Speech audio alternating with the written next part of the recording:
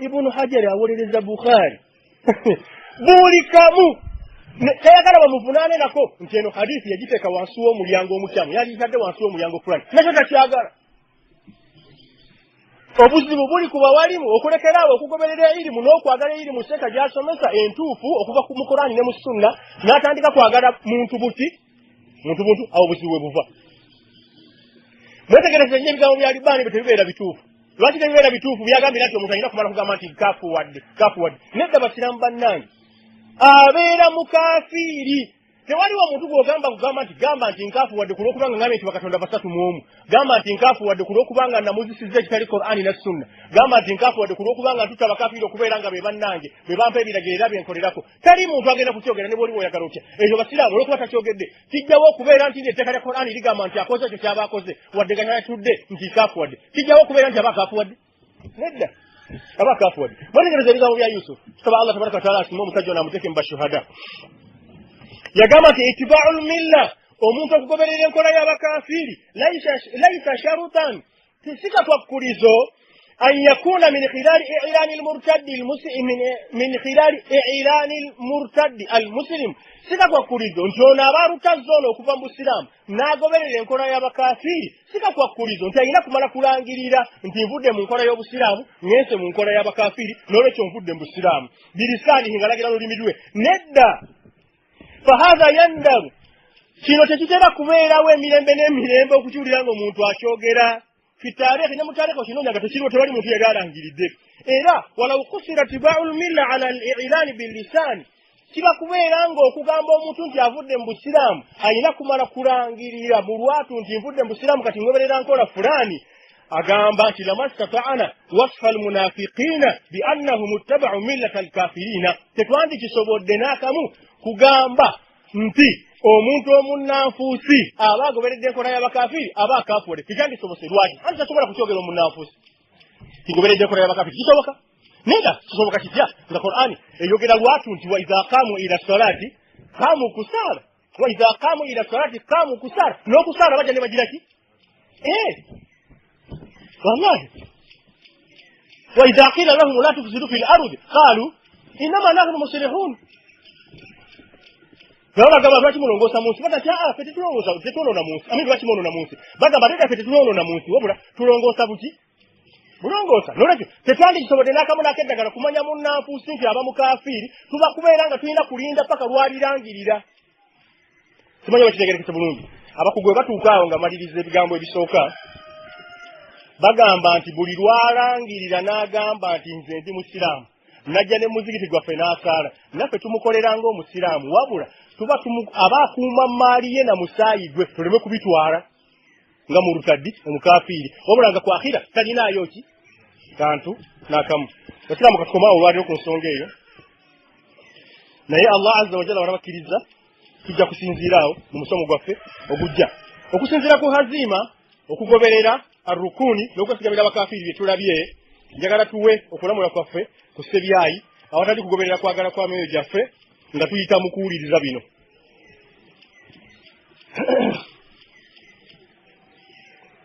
Njagala tufuneyo abantu mujjemu abantu bana gwe naawe mujje wano abantu bana. Njagala mufuneyo abaana baffe wano abaazaalirwa wano basatu musituke kale musituke n'abataazaalirwa wano mujje abaana basatu amukeni gwe linnya mu ttaka bajja kuziika mu ttaka.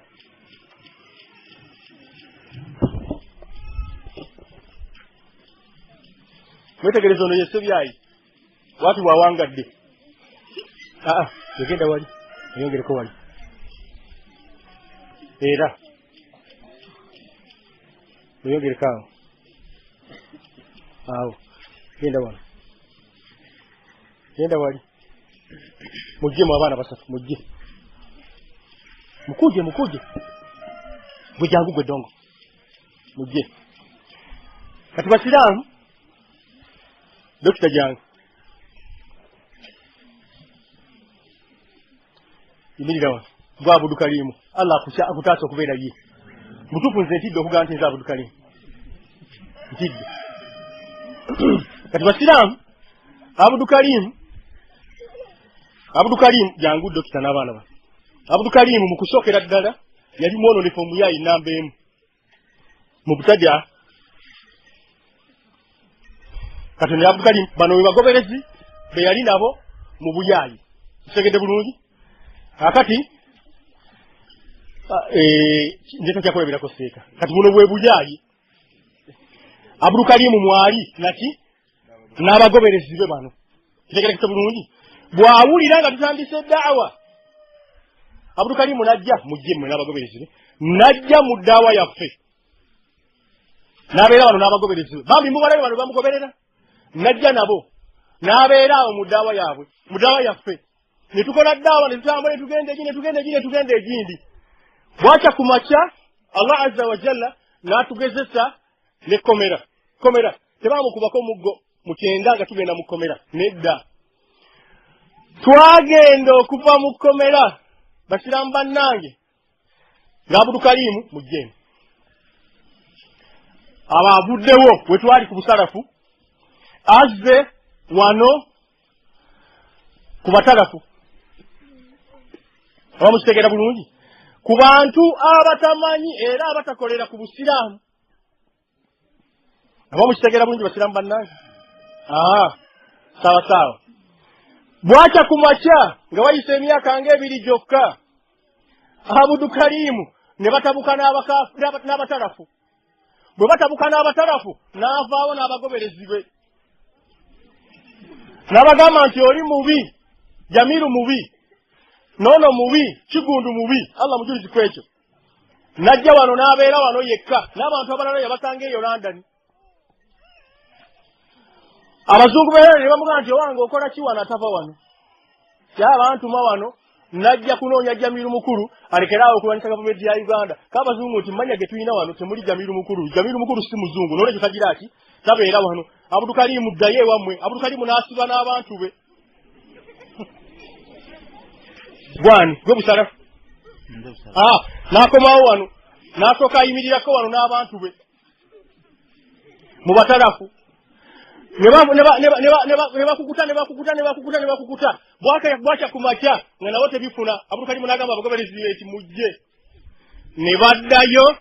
muba mu butadya banna abakafiiri abashiriki okufa gye kwa musanze gye yatandikira Abdul Karim yawangudde oba yawanguddwa muddeyo mutuule seeka bulijjo asaba edduwa Allahumma ahsin aqibatana fil umuri kulliha ay Allah tukusaba olongoose enkomerero y'ensonga zaffe zonna ebeere ennungi wa ajurna min khizyi dunya tuwonye okuswazibwa wano ku nsi wa azabi al-akhirah nze bwe mbanje eyo nga nsaba nze kanyongeramu nti wa dhulli n'okukakanyizibwa wano ku nsi ne ku akhira wakati wa 87 ne 89 twalabagana na Abdul Karim mu daawa yeye yatweyungako sife twamweyungako songa ekituufu fe twandimugize eki fe twandimweyunzeko wabula olwo yali ava mu bwononefu 89 twagenda naye Mombasa nze naye na Abdul Karim ne mama wa Sofia oyo mama wa Sofia yali tagenze ku nsonga yali tutuse nedda yali agenze kutambuza ku passport ye naye yali akafuna passport nagamba naye kafuna omukisa ngitambuzeeko wabuli munnayuganda asooka okufuna passport asooka kulowooleza kugendako wa Kenya kyekali tutuse Mombasa nali ndi awo mu Kampala omusajja najja n'aŋŋamba nti waliwo omusajja bamuyita fulani akwetaaga konza aneetaagira ki aliddawa nti ali Kenya aneetaagira ki akwetaaga ku nsonga za busiraamu ku nsonga za busiraamu nsonga ki nsonga za jihadi nsonga za jihadi kwe nengende wa Abdul Karim ne mugamba wange nti nafunye amawulire bwegati olabi tukoze tutya tukole tutya tugende tutegeeza amiri yali Kamoga tugende tutegeeza Kamoga nagati bwekiro bwekinti tugende wallahi basiraamu nga tusiba safari nga tugenda mu Mombasa twagenda okutuula twasanga omusajja nga muwanvu bw'ati yali munubbi ne tutula mu nnyumba ne tumugamba watuyitidde ki twasinkana wali omuzikiti twakasinkana then ne tulyoka tuvaawo ne tulyoka tugenda ne tutuula watuyitidde ki n'ayogera yali mwogezi n'ayogera ebigambo byali bingi bw'amala okwogera bannange ne mbaga nti oba kijjukira bulungi ani yagamba nti muffe abasatu abazze twerondemu okwanukula omusajja byayogedde si kye yali agamba mu bufunze nga byali bingi masawa gaali mangi yali agamba nti tukunga abavubuka abasiraamu mu Uganda tukwate emmundu tulwanyise abakafiri abali mu buyinza tubajje mu buyinza tutekemu abasiraamu bino bye bagamba Allah mujulizi ku byo bwe munaabaamu kyonna kyonna ekisobye si bulimba kwerabira era si kigenderere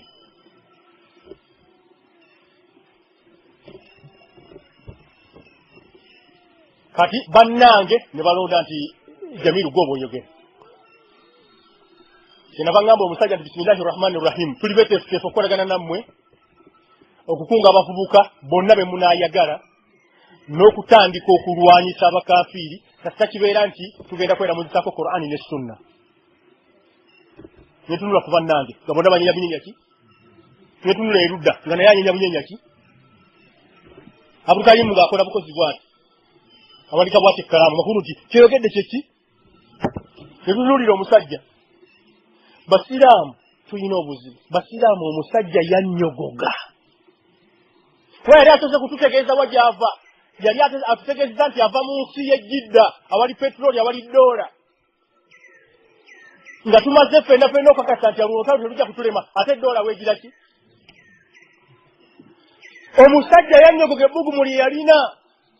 nga tumugambye nti tuli beteefuteefu okwetaba mu lutalo ebbanga lye lunaamala nga lugenda kulamuzisa ekituteekesezaawe kulamuzisa Qur'ani naki sijja kubalwisa basiraamu bannange twavaawo n'omusajja nga tetumaliriza kyatuleta so nga ate yatupakira n'okutupakira n'agamba nti kanzireyo Jidda bannange tuteese oluvannyuma insha Allah ngenda kubakubira essimu mu wiiki emu oba zaali bbiri nerabire ntukiriziganya n'eddeeti twali tetulina ssimu naye nga waliwo munnaffe omu mukikuuba alina essimu mobayiro zaali tezinaba kujja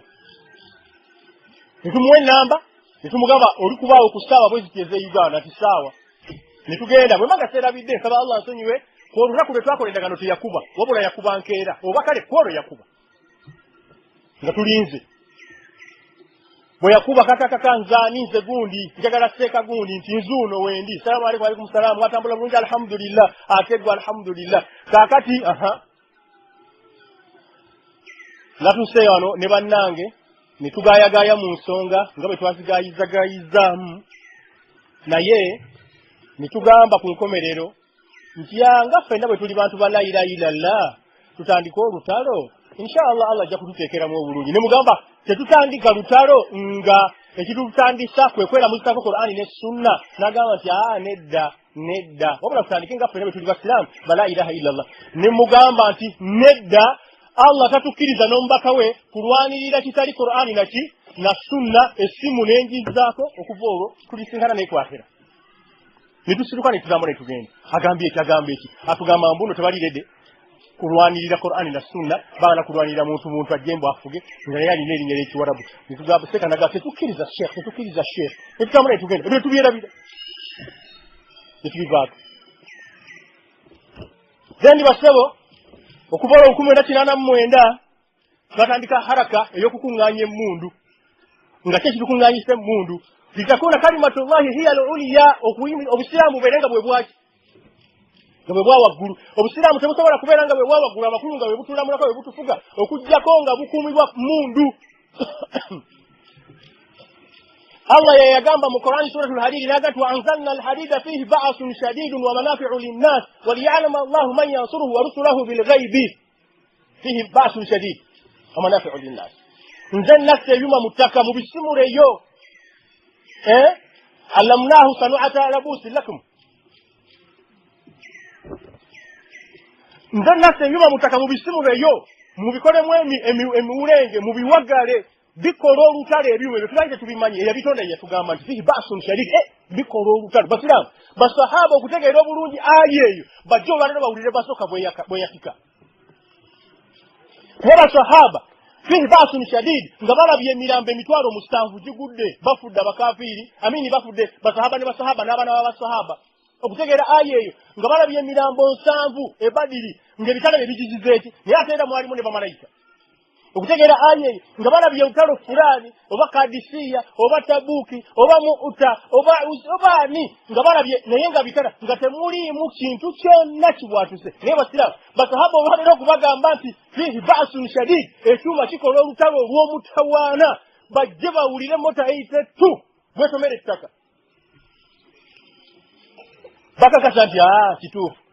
ddala ekyuma kikola olutalo ki kuba nabbi yagamba sallallahu lwaki ngambe bwekyo omuntu yalinga ate basahaba fe tubasinga okutegeera Qur'an nedda si fe tubasinga okutegeera Qur'an wabula nabbi yagamba bwati wetegereza nnyo hadisi eno ng'ate ntuufu yagambye rubba hamili fiqhin ila man huwa afqahu minhu basahaba bakwata Qur'an nga bagyetuse okugijja ku nze nabbi ne hadisi ne bagitwalira batabiina naye oba oli amu mwabo be baabitwalira batabiina batali basahaba batandabako mulimu abo basinga okutegeera ebintu ebyo okusinga bana baabitwala basahaba nabbi yeyagamba rubba hamili fiqhin oba oli awo ono akuleetedde ayo oba hadisi gwe gwagireetedde gwogitegedde okusinga ye Allah okugamba nti ya ma'shara al-jinni wal insi in istata'tum an tanfudhu min aqtari as-samawati wal ardi fanfudhu la oba mba tanfudhun la tanfudhuna illa bisultan basahaba bawabuuza olwaleero nti ayeeyo Allah yali ategeeza ati Allah agamba tabaraka wa taala nti abange mu abantu n'amajinni temujja kusobola kutambulira mu bbanga mu bire kufumita bire bwengula okugjako nga mufunye erimu basahaba bagendako mu ggulu amini bagendako ku mwezi batambulirako mu helikopita batambulirako mu jeti nedda katwalero bagamba aye ekyo kiri kye Allah kye yagamba ebintu ebyo ebireekaana ebyo mu bbanga bimuyita butya tuyita nnyonyi bibeera bitya kati okusobola okuteeka ekintu ekyo mu bbanga kyatwala emyaka ngaana abaana Adamu nga bakyasoma bakyayiya bakola batya kati mu bbanga awo waliwo empewa ekyuma kino kigisala ekyuma ne kikubako olubuto ekyuma kino mubeeramu amakulu ne munnyonnyola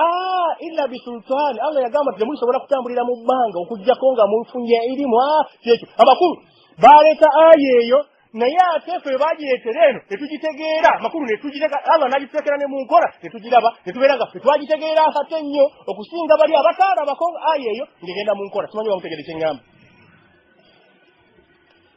twakatika okunoonya emmundu nze nali payoniya mu kuzinoonya olumu Abdulkarimu ne mutegeeza yatandise okutonnya emmundu ez'okulafuubana okuyimirizawo Qur'ani ne Sunna tweramuzeko Qur'ani ne Sunna n'akisanyukira nagendanga eggulu nga gye mbigula nenzijanga ate oba nabyo mu mayiro muzimanyi eziri wakati wa Kampala n'eggulu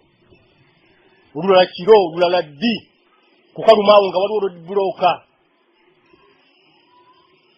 Allah azza wa jalla n'asaasira nituusa bye twatuusa bwe nabituusanga nga tubala okubikweka mu ngeri yaffe gye twabikwekamu alhamdulillah nga tubyawulamu ebimu nga mbiteeka wa Abdulkarimu ebirala nga nze mbitereka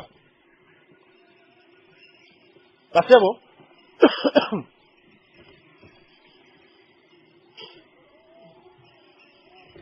olunaku olumu Abdulkarimu yampita naŋŋamba nti wano waliwo omusajja bamuyita Semakula Mivule omusajja mumpi bwati ng'alinga ddiini eyo bwe mulaba bwe yakula amaaso ge nga matwakala manene yali muyekera oba wankwanga oba nkwanga ye Fedem oba wa Kayira yani FM emuku ebyo ebibiri ayina emmundu yakkiriza okugitusomesa yakkiriza training esookera ddala itakuna kalimatullahi hiya al-ulya sawa mmeka zali ndoza saa nga 9 oba 8 9 ndowooza ez'olweggulo ne tulinnya Abdulkarimu yeyansookayo mu nnyumba ewuwe nasanga omusajja atuuse n'ekisawo nange ne ntuula ne tuzzaawo entimbe madirisa ne tugasiba kalumu kaali katono bismillah sajja n'agijjayo ekke yennyini mu gupandu n'agijjako mumaga n'agisumula n'agijjako gundi litani cover n'agijjamu lisimanyi litani sepulingi n'agijjamu gundi simanyani simanyi bulletikalia na byonna n'abijjamu n'abisuula wali natandika okutubulira kintu ku kintu ekyaki kituuka gye okufuluma ekyasi okola booti ekyasi kino kiteka booti mu magazini booti ne booti otumuliza booti okusobola okuteeba okola booti netugiteeka wali netuvuga naye wabula omulundi ogumu tegugiraki tegumala n'ajjayo bomu eyo sizangayo kugira paka kati kuba teyali stick yali agisize mu bigirisi nga kitadde mu bigirisi bingi navuga nti bomu okola booti osika mu booti bw'omala okusika obala simanyi sekendi emu simanyi biki n'okasuka naki n'amala nazzaayo ebintu training esooka egize eki ewedde kati olw'okuba nti naffe twali bantu nga tulaba mu bannaffe abatusinga okubeera abajjumbize n'okwagala ensonga eno twalaba Muhammad Kigundu netumuyitiramu ku nsonga eriwo n'agisanyukira naga nti wallahi shehe kyogamba ekituufu kyetuba tukola tugende waka kati tusobola okufuna full scale medical training tugende nga tewali butuufu nga tewali wetumanyi ewaffe bugerere teri bibira waliyo kitoogo kirimu enswera mpitirivu ne amatemankima n'embirango n'amazzi mulimu obuteebe buyitirivu ko Muhammad Kigundu nga bwetunoonya wetugenda otuli mu 89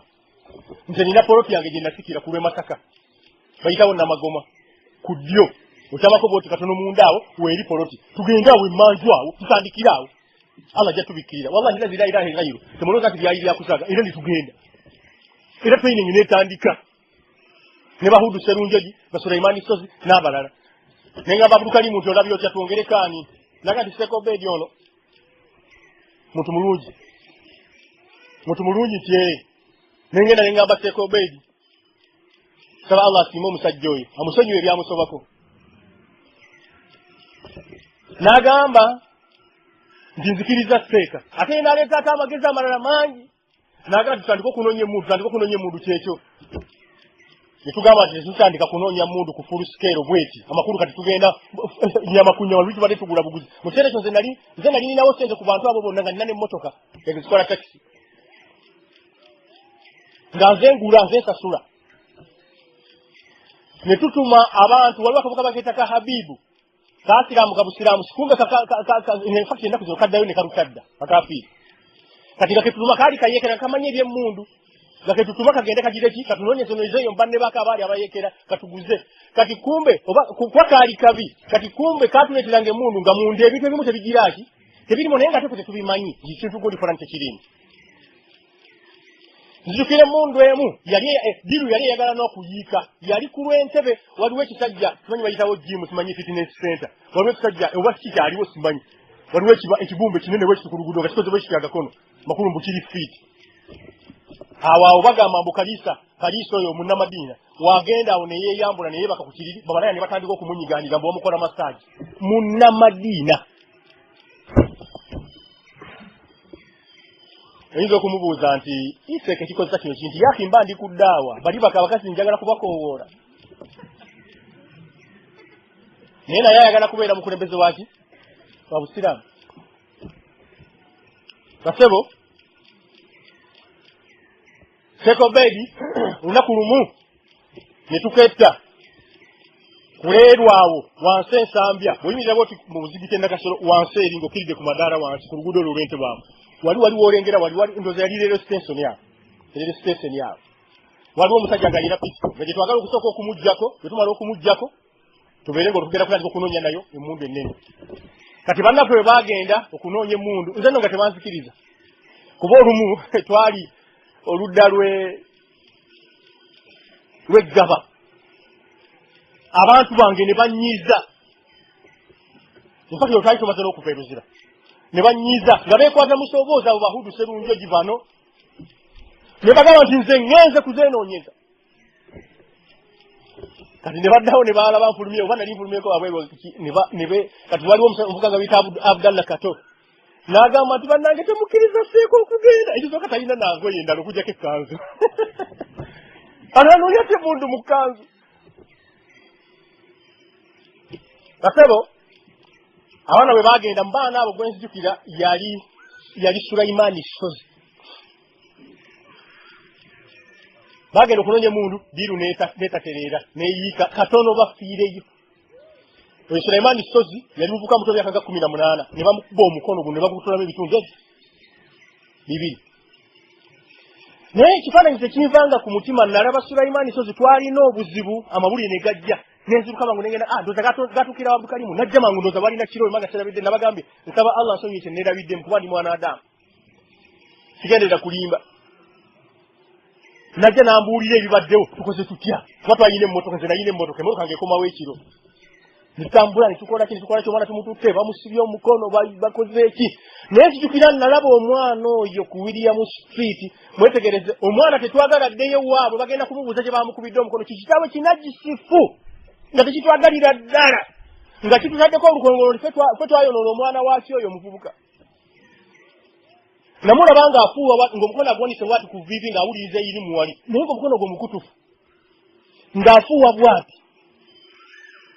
naye misikini yafiira ku butali bulungi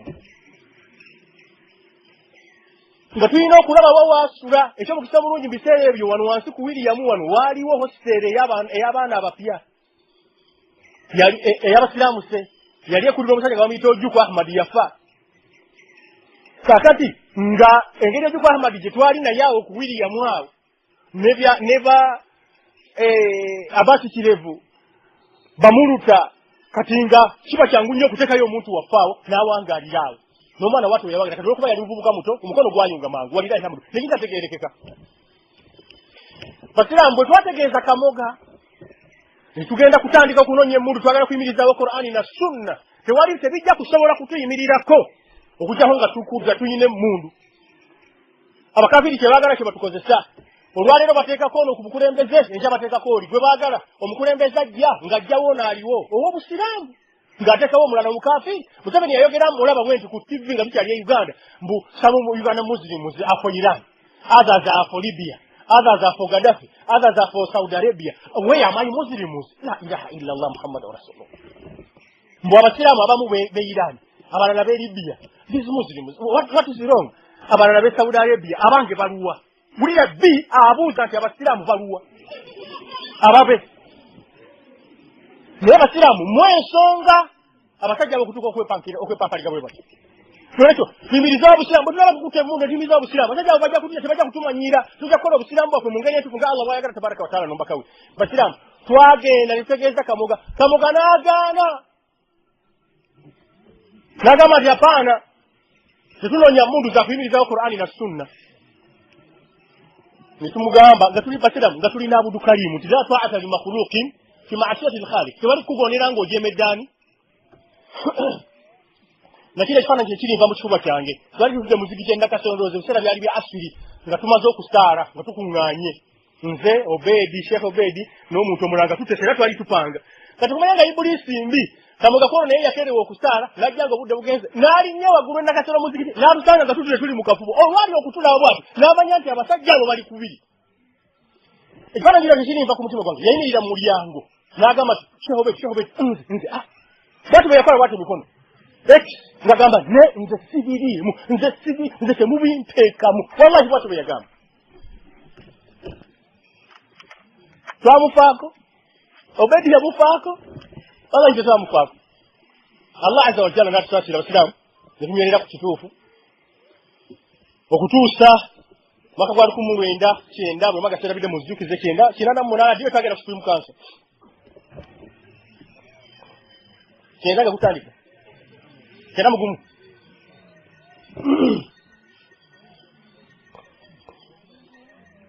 zibizana ya Supreme Council kweyabeererawo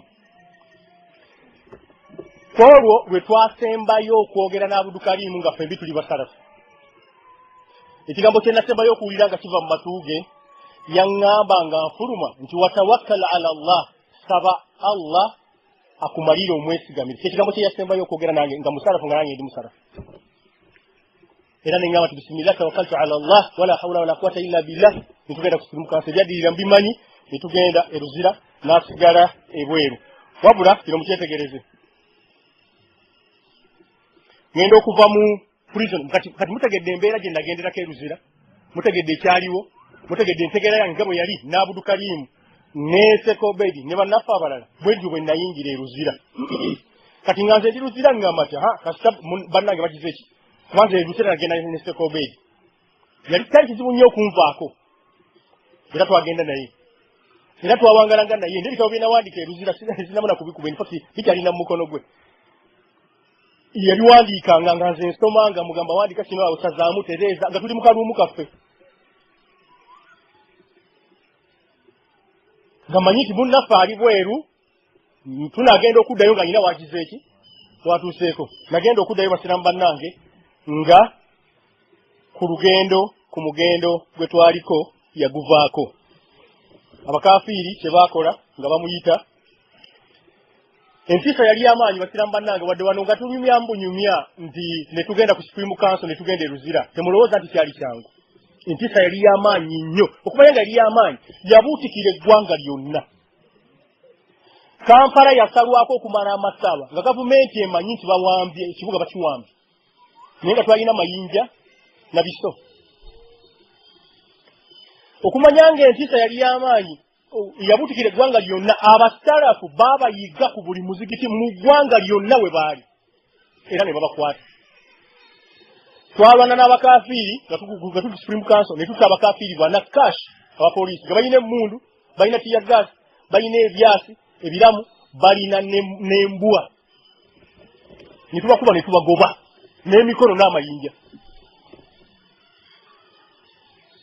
ngenda okuvaayo ku ntegeera eyo nasanga Abudu Kalimu entegeera gye namulekako nga agivuddeko basiramu bannange entegeera eri gye nagenderako yekwatagana obulungi ne Qur'ani ne Sunna era yaliwo ikhilaasu nga tukola lillah bwe baalinga bateesa butya bwe tuvudde ku da'wa ya tawhid okudda ku da'wa y'abakafiri ne bamubutadaa bonna baalinga beeraliikirira Jamiru naye Jamiru anakkiriza nga ye buzibu bwabwe nga Abudu Kalimu abagumya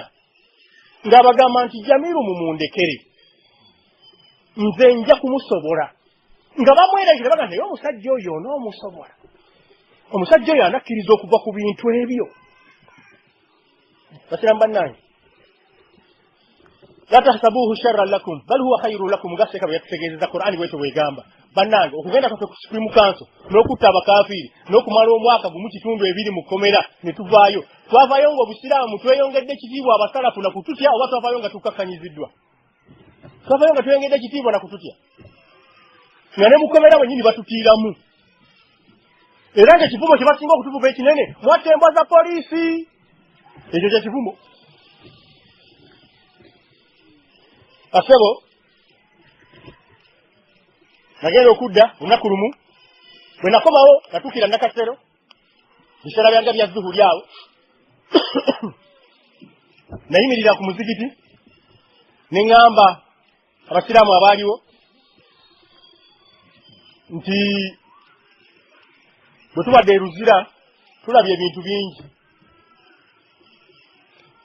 era tusomye ebintu bingi nammwe bwe mubadde ebweru mulabye ebintu bingi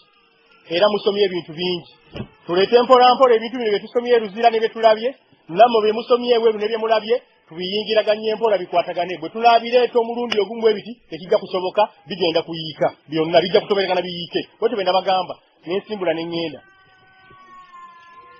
kyekyaddirira mbandi awo ewange Abudu Kalimu nga ze yajja kawungezi era alina ebitabo byange kubanza bwe nasomeranga ebuwarabu eyo nga kasente kange kenfuna nangulamu bitabo nakati nkyabirina bo bannange gye baaguliranga awo engato ezirumwa simanyi mativi simanyi biki nga nze ngula bitabo era kiba kizibu biidhinillah okusanga omuntu siteeke yasomera eyebweru ng'alina ebitabo ng'ebyange ng'olwawo bw'oba okisanze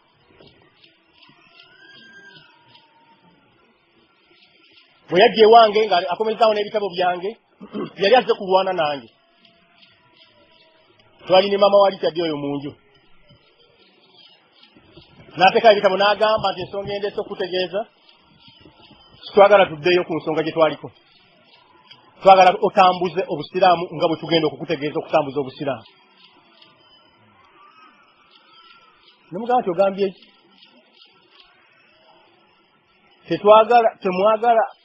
tuddeyo kuyimirizaawo busiraamu Qur'ani ne sunna bye bitulamuzisa tetwagala otambuza ebintu nga bw'oyagala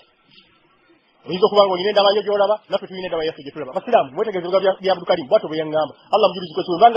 mwebanga nkyamizaamu kale nkyamizza mu bigambo naye nga byali bitegeeza ekyo mwetegereze ebigambo ebyo agamba nti tetwagala otambuze bintu nga bw'obiraba twagala otambuze bintu nga bwe tugira ki mukirabe kati mumaze okakasa nti enjawulo yali oledde weeriga sinabana kuva mukomera wakati wange naye agamba bo yafunayo dda banna abalala takyali ku ludda lwange so bwe yandizze kungwa mu kifuba nze samugwanako na mu kifuba wallahi yandizze kungwa mu kifuba nakunga nti alhamdulillah kakati tetwandyawukanye kwolwo ekiro nga tumaze emyaka ebiri tetulabagananga okujja nga tumaze kwogera ku nsonga yaffe bano balina engeri gye baagala okutambuzaamu ebintu naffe tulina engeri gye twagala okutambuzaamu ebintu naffe ng'ategeeza nze naye so si ye nabali ate nedda twagenda okudda ng'ensonga eyatutwaza mu kkomera kuba twagenda ku Supreme Council okugyawo obukulembeze obwaliko Museveni bwe yali ataddeko obwaluwembe omukafiiri tulekewo obukulembeze obw'obusalafu olwokuba abakafiiri balina emmundu baaleka n'eremu gikazini oyo ye yajjira ddala yajja na militale okutugumbululawo n'okutukwata twali 227 twali ne Falikoni oyo n'abalala baakuba Falikoni oyo basiraamu kasebo twagenda okudda nga bamubutadde tebaakoma kukudda buzi ku Supreme Council wabula bajja ne Nakasero we twasimbula okuva kuba nze nakwata bendera ng'ewandikiddwako kira ndagula olugoye ku ssente zange olugoye lweru zali z'amadooza nga 5 kitundu awo 6 nitugula mangu olugoye ne tuleeta omusajja awandika ku bisenge nitumugamba awandikako ne langi eya kiragala ne bwino ne langi eno gye basiga ku bisenge wandikako nti la ilaha illa Allah Muhammadun Rasulullah mujikira bendera yaffe eri ali ku kooti wali era kye twawandikako nengikwata nengiwanika bisimillah naye Allah azza wa jalla yatulaga nti maaso wagenda kubeerayo olutalo sinzibu kuba nusura gye yatusiza kwolo basiraamu nalaba abasirikale bwe badduka n'emmundu nga ffe tetulina wadde akago embwa ze baali baleese entendeko embwa ez'omutawaana mu kugumbulula abantu twali tuweta bwe tuti ku kikuubo nga tuva ku batoni ge bagitaani ennaku ze bakimanyi kiwanuka nga tukkirira olwo tuyite nakivubo twambuke embwa ne zitandika okuwuunuuna bantu bannaye nga ffe tulaba emutagiraaki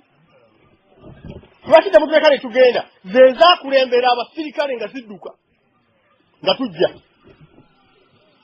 abakafiri tebakoma kukudda n'ababutadde n'abashiriki tebakoma kukomi kukudda ku Supreme Council wabula bajja paka Nakasero ne batandika n'okwogerera we twali tubagobye emyaka akasajja kakanagisi laanatullahi alayhi nsaba Allah tabaraka wa taala aleme kuddisa kakeeta obusiraamu paka lwaliyingira kabulire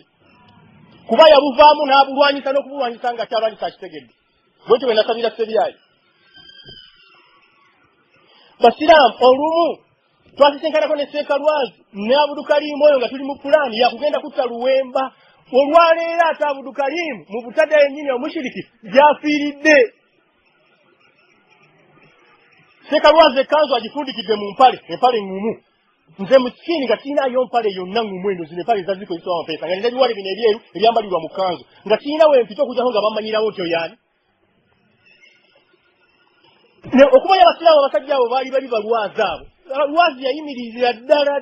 ddala mu nzikiti nga atuyigiriza ne butya bwe tunasaba na bid'a n'agamba nti genda n'ekiso kasi tomala okumutemako omutwe guwunzike bwoti akawompo katunde ku ttaka omusaayi guleme kuyiika waawo wallahi bwatyo bwe yagamba simanyi wano waliwo n'omuntu eyaliwo naye wadde nga tewali wano yaliwo Allah yaliwo ogusibe mu kaveera otambule ogende Abdulkarim yalayiranga naga nti wallahi la yasrifu fihim illa sayf wallahi tawali kijja kulongosa abasajja abo bakamulegere okujjako okubatta mundu wallahi ejja okubalongosa bwatyo bwe yagamba kwolwo ekiro ekyo twetayabukana na Abdulkarim wano ku nsi tetuliddayo kulabagana naye wadde okwagalana okutuusa ku akhira nze nagenda mu maaso 9-2 ne batuggulako olutalo lwali lw'amaanyi nnyo bomu zange n'azinziriza Kigundu n'agamba ng'ali Nakasero ng'awagirwa Ssebyayi nti Jamiru bw'otove ku bintu ebyo ngenda kwogera ebyama. Kiki yali ategeeza kwogera ebyo nti twabadde tuli tukuŋŋaanya emmundu katwagala kulwanirira busiraamu. Kwogera ebyo naye bw'aba ayogera ebyama ekya poloti ye ey'ennamagoma kyo takigiraki takiteekamu. Twali twakava eruzira Allah n'atugezesa. Waliwo kijana bamuyita Muhammad Tamale. Temwamulabako mmwe abali wano mwalaba ku muganda gwe bayita Abdul Saburu Male. Muhammad Male wali bamuyita Muhammad Male si Tamale. Simanyi nga ADF eriddayo okufuna n'abaana azaala omwana. Yosaba Allah tabaraka wa taala atufunire n'abaana ezizaala abaana. Yali musajja Allah musaasire. Be baasokera ddala okudeeta emmundu ennamu nga tugijje ku musirikale wa poliisi. Naye Allah yamusaasira nnyo. Olumu twali tupanga okugenda okufuna emmundu awantu n'ebikozesebwa ebirala. Ekyasi ne kiva mu mmundu wali nakulabyawo by accident abantu ne basembera ne beekuŋŋaanya okulaba ekyasi akazigo mu kigizo eki. Kati omwana kyeyavaafu nga tewakyali kyakukola basiraamu. Ng'alina kufuluma n'akasawo mwe yali n'ebbomu. Bw'atyo miskiini ensonga yali nto ng'emirandira teginaba kunywera. Bwe yafuluma abantu nga bakuŋŋaanye n'asooka abakutulirayo abiri. Buli omu ne yeesaga n'ayitawo. Naye tebaamuvaako. Yagenda nga bamugoba nga bamukubira enduulu. Yagenda okubira eri mu maaso nga batandise okwanukula bajja bamusemberera. Ebyasi ne biggwamu mu mmundu. Ekyavaamu n'akwata bbomu n'ajaabya naye n'emutta. N'afa n'ensonga yaffe alhamdulillah. Basiraamu awo we byakoma kw'oyo omwana. Tekyategeerekeka. Kati waliwo Sulaimaani Muyahudi ennaku zino muyita Muyahudi mukoddomi wange.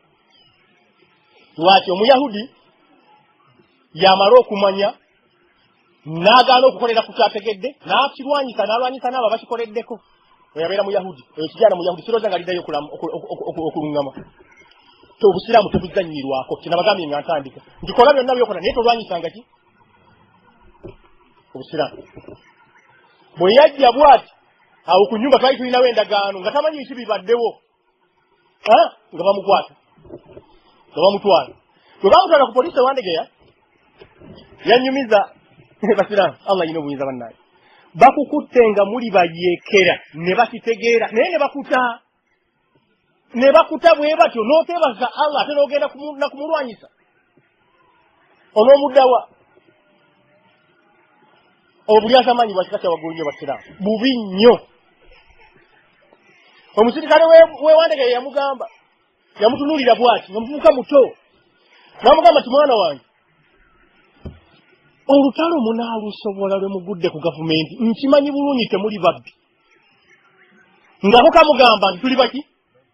nkimanyi bulungi temuli babbi tonnimba mulwanyisa gavumenti muli basiraamu abataagala gavumenti ne mugirwanyisa naye munaagisobola nga mutudde bwati n'eriiso ery'ekizadde erimulumirwa. Omusajja n'agamba nti nze mumpeeyo kye mumpa omwana mutagire ki Allah ne bamuta n'agenda. N'akyuka n'atandika okulwanyisa Allah yamutaasa. Basebo Kigundu yasituka n'ayogera ebyama byonna nga bwe twali tubikoze. Ssebyayi n'asituka n'ayogera ebintu bingi nnyo. Mu bintu byeyayogera okuva olwo n'atutuuma bakawariji. Kawariji kye ki? Al-kharijuuna ani ttaa'a abaali bavudde ku bukulembeze mu butadaa wa butadaa n'abakaafiri be baali bakulembera bali bakakeeto nga naffe kye baagala tubeere ne tugaana ne tugamba nedda tetukkiriza.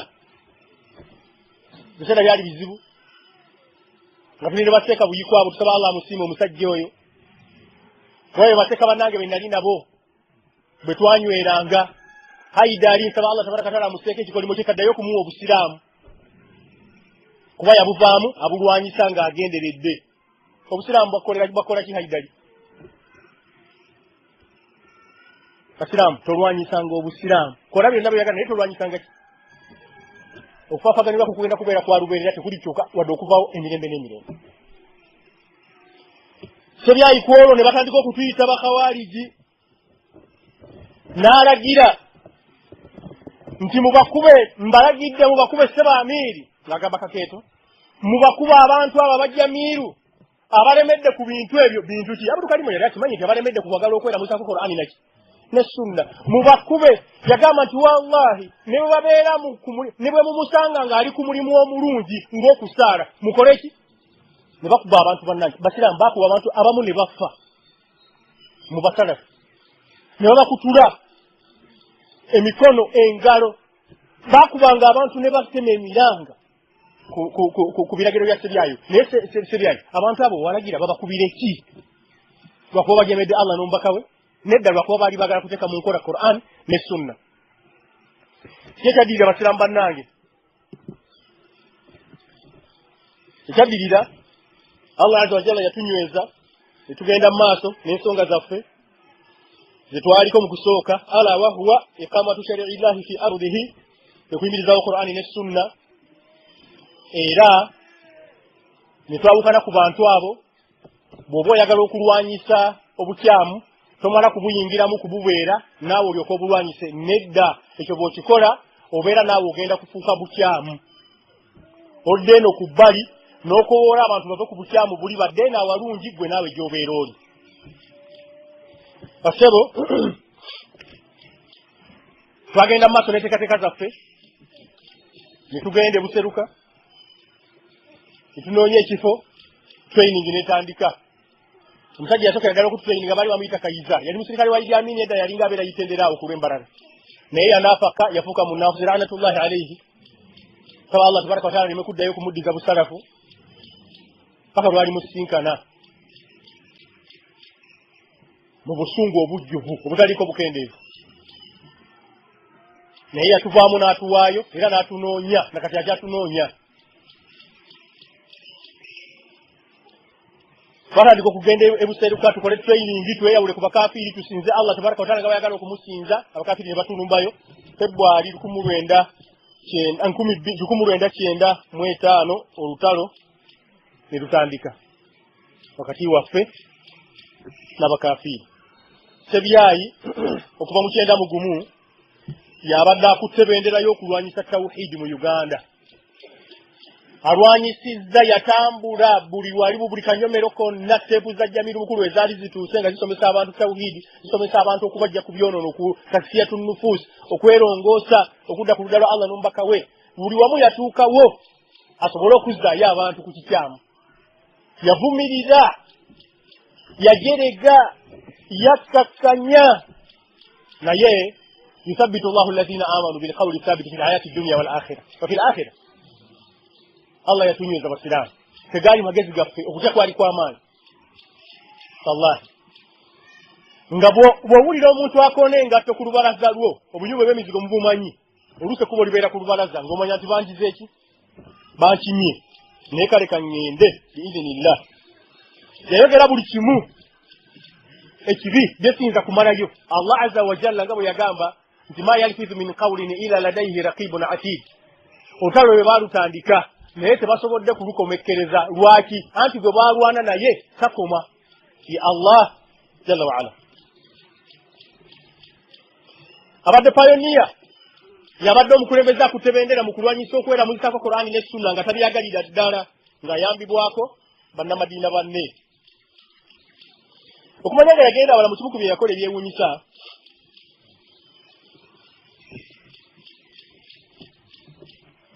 bwe twali tukyali wamu naye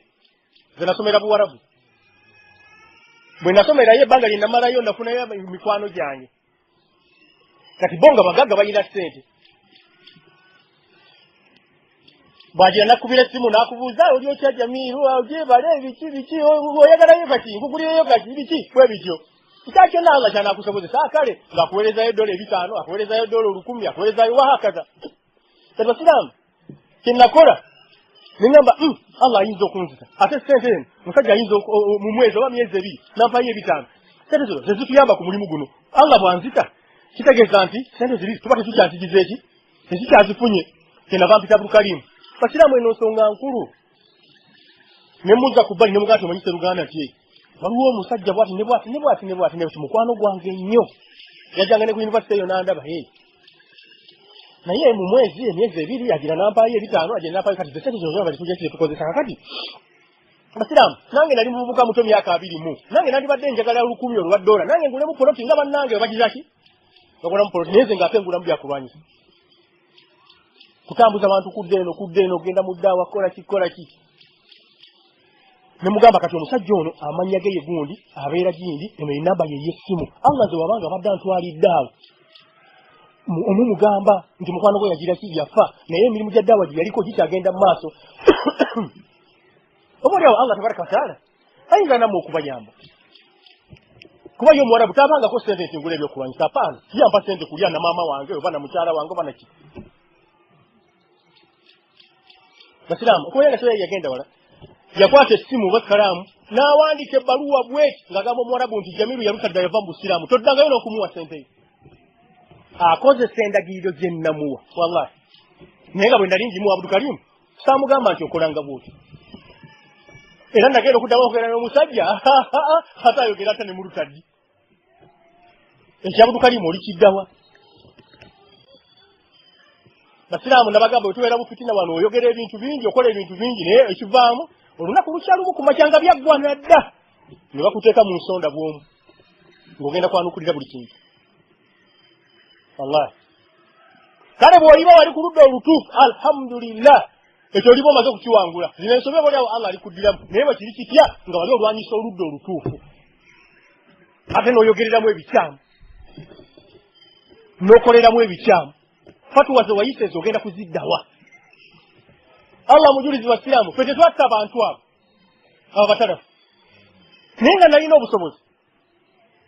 biidhinillahi tabaraka wataala emundu nali nzirina entono n'ennene Allah nga maze kuzituwa bomu nali nzirina gye basula nga tumanyiiyo bwe bakuŋŋaanira nga tumanyiiyo naye nze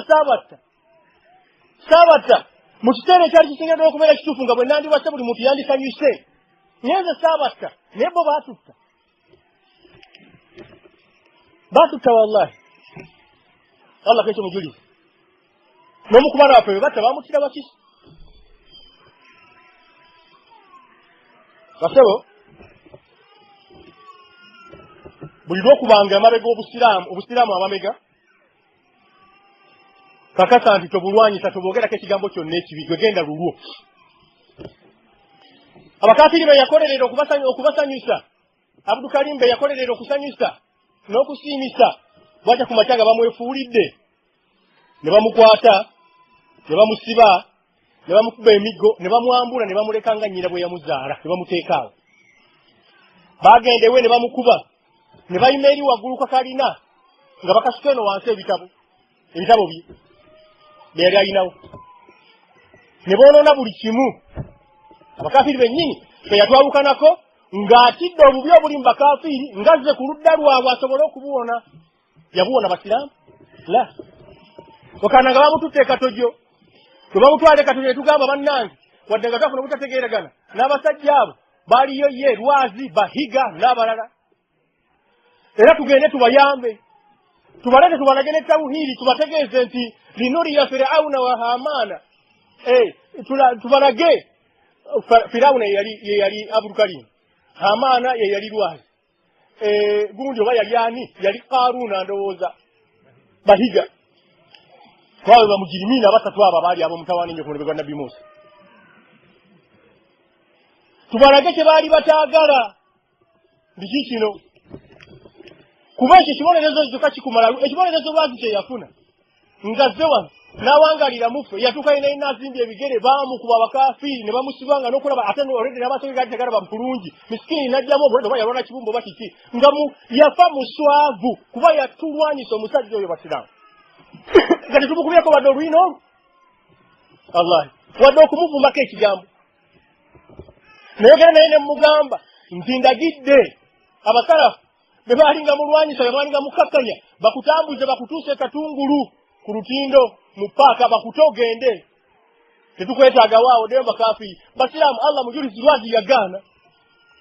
nagamba nedda wallahi wano saagala kuvaawo mundeke mbeere wano fe bakawaali gye mbwa z'omuliro naawe osazewo gukwoke Asebo sebyayo abadde so controversial nga bwe mbalaze engeri gy'atambuzaamu obuwangasi bwe bwatyo ava enadda eri kakana nga akomekerereza mu bukyafu olumu ng'amaze okuva eruzira bamukubye abakafiiri bamusibye bwe twamununula okumujja mikono gy'abakafiiri nga nabbi Musa bwe yanunula abaana ba Isirayiri okubajja mikono gya Falaawo, Abudukalimu yatwesimattulako n'adduka n'addayo mu bakafiiri abamukoze ebibi byonna ebisembayo okubanga bibi yatwesimattulako n'adduka n'addayo mu bakafiiri. Amakulu ffe tuli babi okusinga naki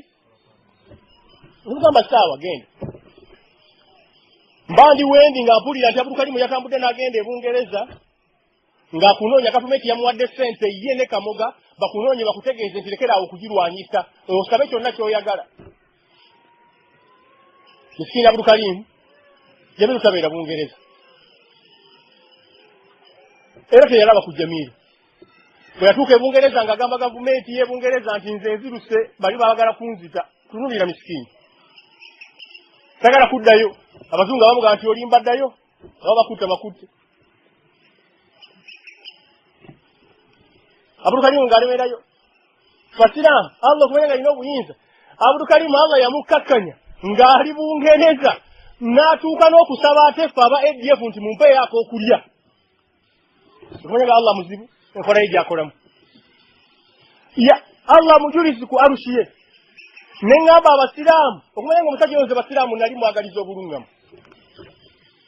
naye yaŋŋamba Allah yamanyi engeri gy'ayokolamu kino yaŋŋamba nti nze obusiraamu bwe mpita obukafiiri bwe mpita obusiraamu. Batu be yagamba inakasi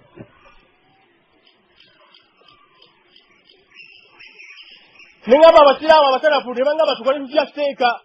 ne bagamba nti ombeera mulina sente zemufisizaawo mugireki mumuwaalye. Kulu salaamun alaikum la nabtaghi ljahiliina talina magezi. Ku nkomerero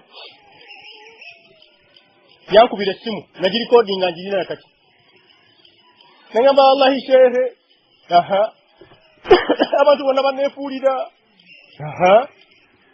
wallahi katonda wange Muhammad Kigundu yes Muhammad Kigundu mubi nnyo kikyate wallahi bamuwa sente n'azindyako tulira musajjawo ekabukisa omulungi yali tamanyi nti gwayogera naye ali wala mitala w'amayanja naye ate era emitala w'amayanja eyo tekinologi eyajja gye twakozesa nga waliwo abalala ssaako ne bagaa nti mujje mbeere bajulize ebintu by'ennaku zino byetaaga ki mutegeko n'olutambi nagamba njagala kunnyamba bulirayo ku ssente nagatani akugaa nti nze nina ssente bulirayo ku ssente naye kiri bubi oyagala ssente nga mmeka kiki banno bagamba ki banno baali ki wallahi bagundi ba Muhammad Kigundu abo babinnya wallahi bamuwa malayin bamuwa miliyoni ne miliyoni n'azindyako sente zaali nnyingi shehe nga ziwerera ddala. Naye bwe yamala okwogera ebintu abantu abaaliwo misikini nga siraba amaseeka ne bagamba nti ono eduniya seeka nga yamuva kannasi paka ku kawompo bwatyo bwafudde wallahi nga wankawanka ng'eduniya tagifunye n'akhira emugize ki kuba abadde asuubira nti wanaayita mu kulwanyisa akhira anaafuna eduniya naye egaanyi n'akhira tagifunye. Ekyo Allah yakyeyama wallahi. Naye ate bw'olwanirira akhira eduniya n'ogyeresa Allah n'eduniya agikuwa n'owugako mpuga enolekaawo. Basebo bwatyo Abudukalimu olunaku lumu abazungu bamusanga ewuwe ne bamukwata okakana nga bamukomezaawo e Uganda ate gye yadduka twakugamba kugenda kunoonya Jamiru Arua ate mulaba ate bakomyewo mubo Bakigundu ate tebaagalana. Bwatyo bwawangadde misikini abungadde eri yasanga seeka kakande ku street yawo ku Batoni ndoza street wemagasera bide wagulu wa paka nga ku kizimbe kya Platinum House okusinda ku kakande nga bwe yatugamba yali kitegeeza wantu awo namugati wallahi basira mwewunye nnyo omusajja oyo ADF yennyini emuyambe n'okumuyamba n'emulabirirako n'emuwanga ekyokulya buli wiiki sente paundi 10 wulira ate avuddeyo e Bungereza yabadde bamuyambira azzeeyo e Kampala asanze Kakande kuba kimanyi nti Kakande ayagala nnyo abasalafu abalwanira Korani ne Sunna namugati wallahi ADF awo tebali ku busiraamu wallahi basajja abo babi baliwo kunoonya sente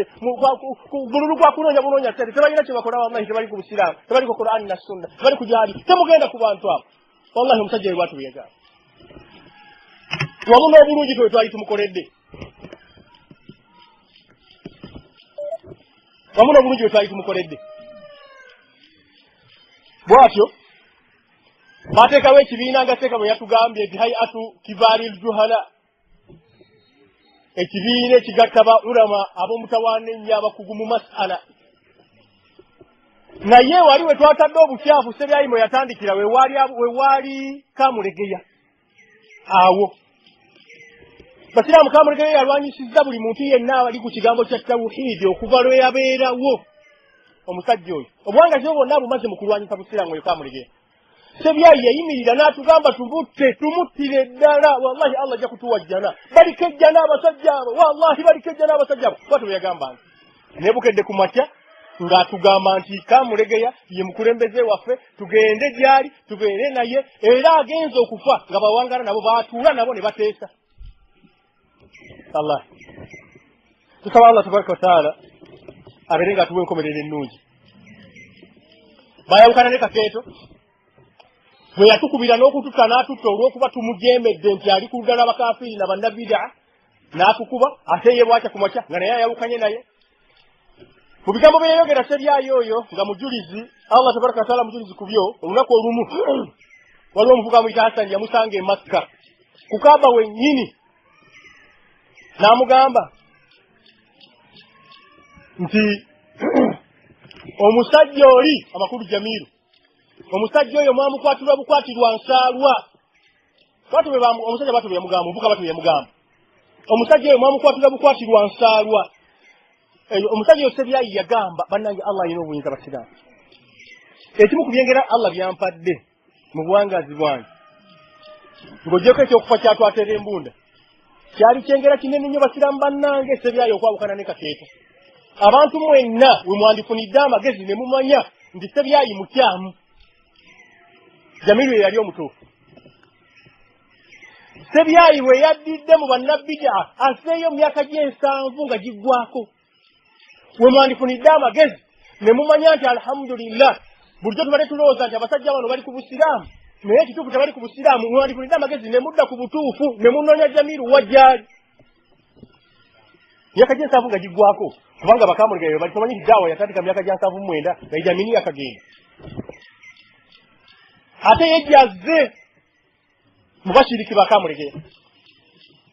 Kamulegeya yatasomesangayo ku muntu wuzu nti bafunabe batye wuzu ayina emyaka nga 9 amaze mu fitina z'obusiraamu Kamulegeya alina omusayi gw'abasiraamu bwe yateeka zala ekazala mu mbalala ng'obote yafuga yagenda n'amagye ne gatta abasiraamu oyo musajja Kamulegeya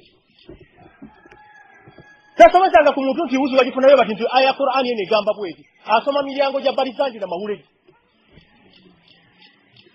abudukanye wayawukanye ne Kakeeto omusajja bwe yamusanga ku Kaaba n'amuga nti omusajja bamukwatirwa bukwatirwa nsaala muwulire omusajja oyo Sebyayi bye yaddamu yagamba nti wallahi Kyagulanyi oyo omanyi Kyagulanyi erinnya lyange taata wange lyeyantuuma Kyagulanyi oyo yayinamu obukyamu butonotono obwali bwetaaga okulongoosa n'amuga nti mwamukwatirwa bukwatirwa nsaala nagera wallahi teyali nsaala yalina obwali wagala n'amuga nti ate gwe mwagamba nti nno mukyamu era omusajja avudde ku amiri omutuufu gwe kanyini n'olwanyisa naga nti wallahi apaana ekyo si kituufu kana akasajja Kakeeto kabi nnyo kaserwajja okwota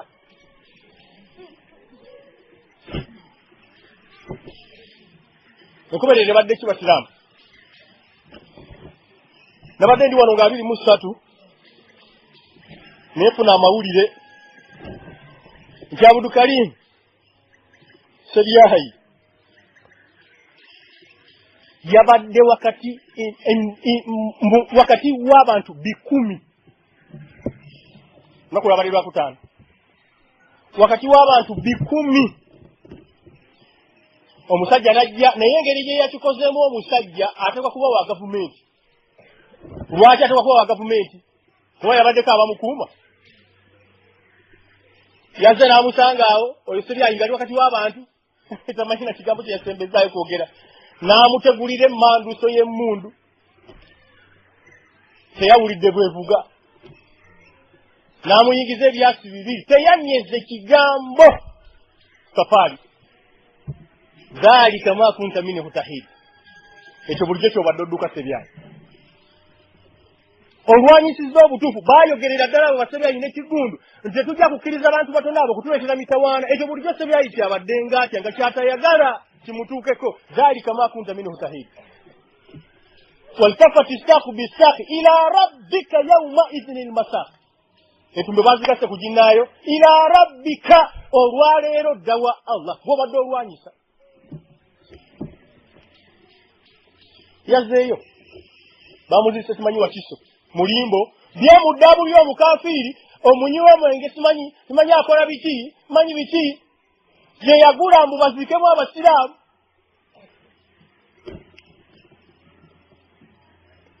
Byemuke tabeerangako musiraamu. Mutajja kumbuuza nti akakakulizo k'okutuuka kw'okuziikibwa kw'omusiraamu alina kuziikibwa mulimbo nga yagulibwa yaweebwayo musiraamu. Basebo abasajja abo al-Qahhar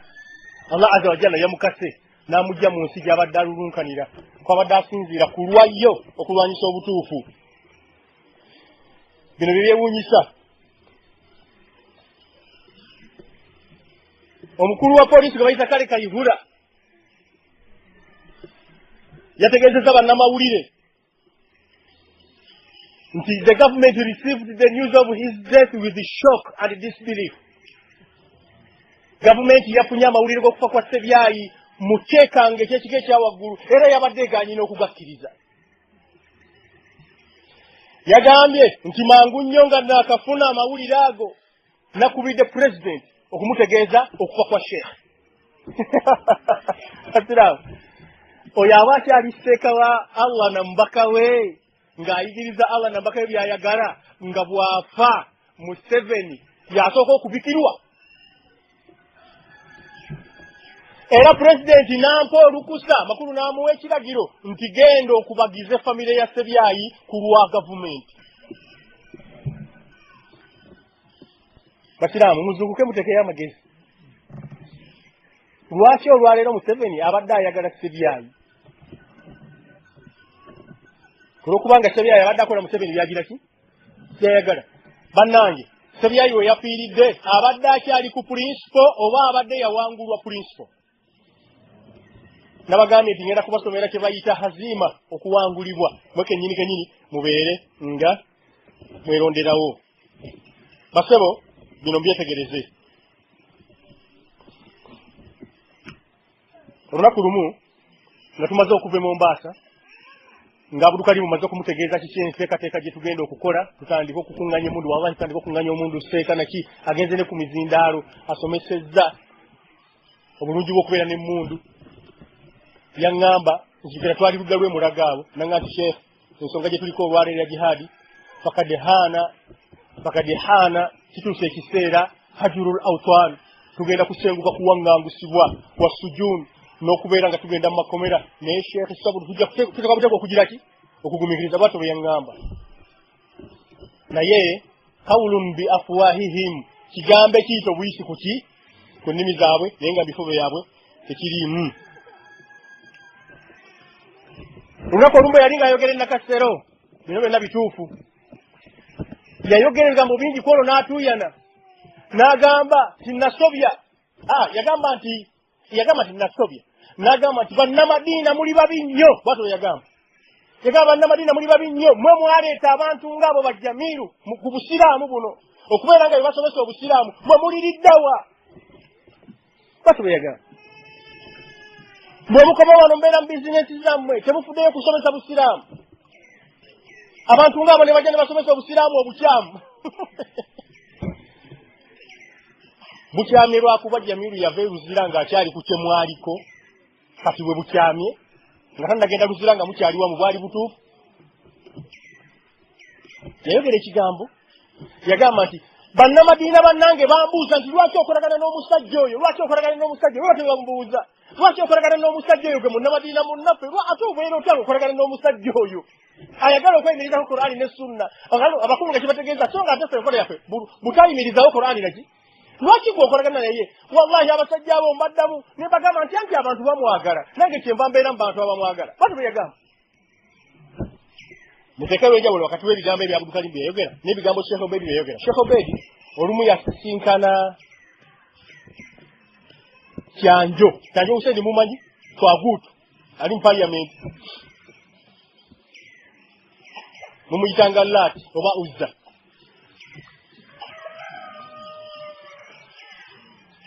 Ye masanamu ati agali gasinzibwa mu biseera nga nabitanda bakutumibwa. Lwaki gali gasinzibwa nga ge bayita Katonda. Katonda yateeka amateeka si kyekyo, ne Kyanjo yateeka amateeka, ateeka Qur'ani na Sunna nedda nga byagudde kwani n'abironda. Kyanjo yabuuza Sheikh Obedi nti Sheikh Obedi lwaki weesiba ku musajja oyo nga balina kampeyini okulaba nti omusajja oyo tasigaza muntu naki,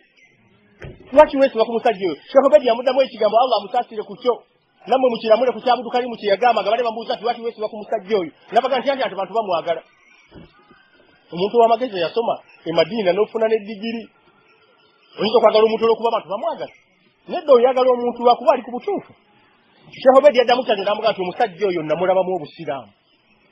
kyenva mwesibako, neesiba ku busiraamu obumulimu, seesiba ku muntu ng'omuntu. Tunuulira Sheikh Obedi ne Abdul Karim.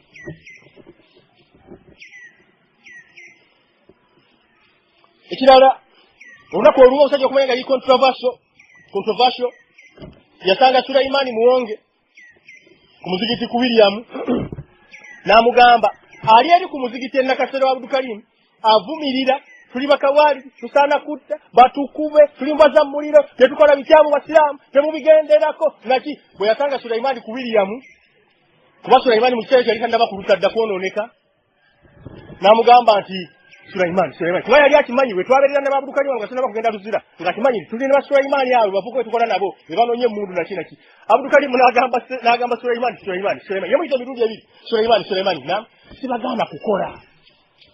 Wallahi watu yamugamba sibagaana kukola naye mumbuulirangako kiki yali ategeeza mukumbuulirako olwayo twafunyeyo ebyasi bwe biti mumpeeko bwe biti owaaye twafunyeyo eminyago mumpeeko bwe kiti naye sibagaana kukola. Wallahi watu be yagamba naye mumbuulirangako ato enkeera walo wallahi be bakola bikyamu wallahi si busiraamu. Omuntu omunaafuza fanana watu olimusangawo. Wayudhillu Allahu zalimin. Allah bwatyo bwakyankalanya abalyaza amaanya n'abeera nga kyayagala ekituufu tayinza na kukitegeera. Wallahi ekirala Abdul Karim yagamba nti Jamiru wallahi yanneewulirirako ng'atunula muli, naye wallahi eyo yali shaitaani yemutawanya Jamiru. Basiramu bannange ekyakyayisa Sebyayi n'okumwewulirirako n'okumukyawa lwakuba yali azze ku ludda lw'abakafiiri ne bannabbidia, so si lwakuba nti nali mukyayeye nga ye. Ekirala nanaatera okumaliriza ebigambo byange basiraamu ku musajja oyo. Abdul Karim yagenda mu maaso n'okulwanyisa obusiraamu ng'alwanirira abakafiiri babeere nga batusaanyaawo era ng'abakubiriza nnyo okubeera nga batusaanyaawo. Lwaki yali tasobola kuddayo kuluŋŋama okuva ku lunaku olusooka akagambo ke yasookera ddala okwogera wadde kaali katono katya nga kalwanyisa abantu abali ku kituufu. Allah yagamba mu Qur'ani nga maliriza ebigambo yangenda kubipulikira ne aya zino, yagamba nti wanukallibu afidatahum wa absarahum kama lam yu'minu bihi awwala marra wa nadharuhum fi tughyanihim ya'mahun. Eyo al-an'am mudeyo mwetegereza tafsiri yayo aya 10:10. Allah agamba ndikasita omuntu ava ku busiraamu n'abulwanyisaayo n'aseererako katono nnyo bw'atyo okubuvaako omutima gwe ngukyusa n'amaaso ge nga takyalaba butuufu n'omutima nga tegukyategeera bituufu, kama lam yu'minu bihi awwala marra ne muzzaayo n'abeera nga atabukkirizangako mu kusooka, wanadharuhum fi tughyanihim ya'mahun era muleka mu bujjeemu bwe n'abanga abulubuuta okutuusa lwava mu nsi. Allah agamba walala Ali Imran aya 86 paka ku 9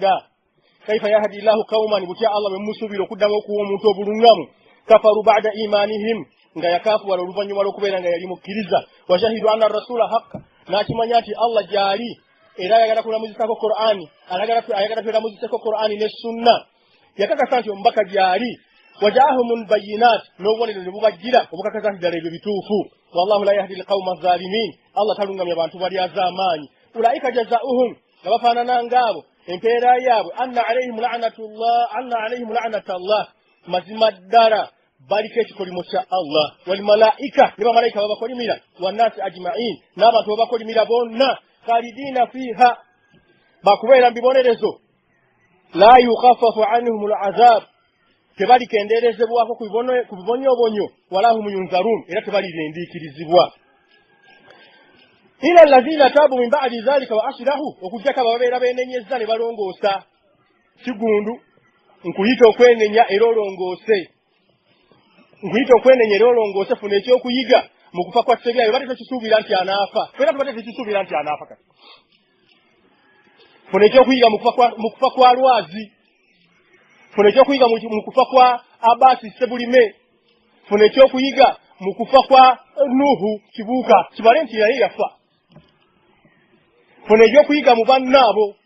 bosigaddewo kaakati mu beesimba mu kulwanyisa Qur'ani ne Sunna illa allazina tabu wa aslahu bonoba olongoosezza ne weenenyewa Allah tabaraka wa taala ne weenenyewa Allah tabaraka wa taala n'olongoosa Allah agamba fa inna Allaha ghafurur rahim Allah musonyi era musasiri nnyo ajja kusaasira Allah n'agamba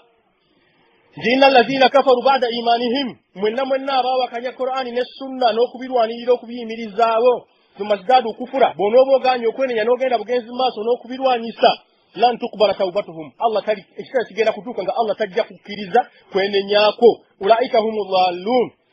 gwe ojja kubeera wambabuze Allah n'agamba walala nti wa intuti akthara man fil ardi yudilluka an sabilillah bonoogondera abantu abasinga obungi kulwokubanga tuli bangi bonoogondera bye bagamba